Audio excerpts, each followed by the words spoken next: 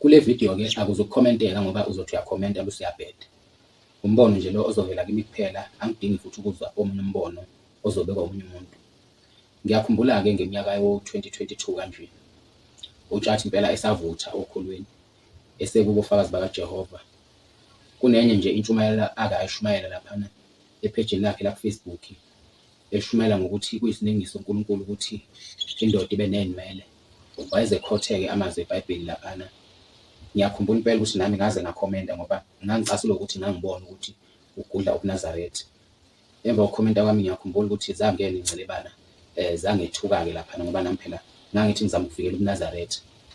Kodwa futhi nga-understand-a ngoba phela umuntu odumile vele uhlezi enamandla kunomuntu ongadumile. Umuntu odumile bamncoma enza kahle bephinde bemncome ngisho ebheda. Kuhambe kwahamba kwathi ngo-2023 wasexoshwa ebandleni lakhe ofakazi bakaJehova. Angazi ukuthi wayenzeni, kodwa ngisola khona ukuthi ngoba phela uyambona nawe uTshathi ukuthi umuntu kanjani. Ngisola ukuthi kumayelana nje necala lokudla iy'ngane. Kodwa futhi uma usuxoshwe ebandleni usuke usubone kakhulu, umuntu akavele exoshwe nje. Kuthi emva kokuxoshwa kwakhe sabona-ke sebagxibha-ke ofazi bakaJehova nane bagxeke bakhuluma kabi, ekhuluma ngazo zonke izici abanazo. Ngangena-ke nami ngithi ngizama ukuphuza kabi ukuthi cha, wonke umuntu uyawa ekukholweni, wonke umuntu uyaxoshwa ekukholweni, kodwa suke singekho isidingo sokuthi ihambe ekhuluma kabi leyo nkonzo leyo. Manje okubuhlungu ukuthi kwakwenziwa wuye ekubeni edumile. Le nto yaba yimbi ngoba wayethi uma ekhuluma kabi le nkolo yofakazi bakaJehova, kungabikho abantu abayidifendayo le nkolo le.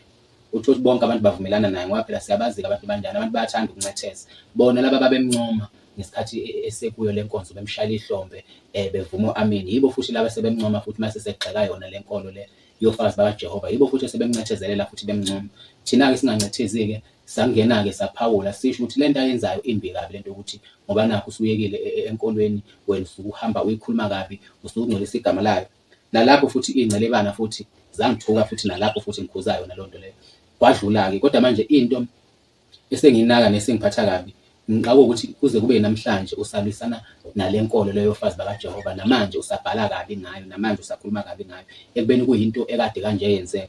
Ngoba phela u-2023 mdala kabi, kufanele ngabe usuyaphola la enhlizweni, wakhohlwa nje leya nkolo, wayiqhubela nempilo yakhe. Kodwa namanje impela nje khona kade ngibuka nje, ngicabanga ukuthi into yayizola impela, kade elokhuza, kade eyigxibha yona le nkolo yofakazi bakaJehova. Kubi-ke ngoba abanamkhulumeli, kodwa nje akayiyeke lento ayenzayo imbi kabi. Njengamanje sekuyisikhathi sokuthi ehlukane nofakazi bakaJehova. Angisiyo inkolo yabo, angihambisani nabo, kodwa-ke sengithi ake ngivele nje ngiphumele obala, ngikuveze ukuthi uTshathi lento ayenzayo yokulwisana nenkolo yofakazi bakaJehova esebenzisa udumo lwakhe imbi kabi, akayiyeke.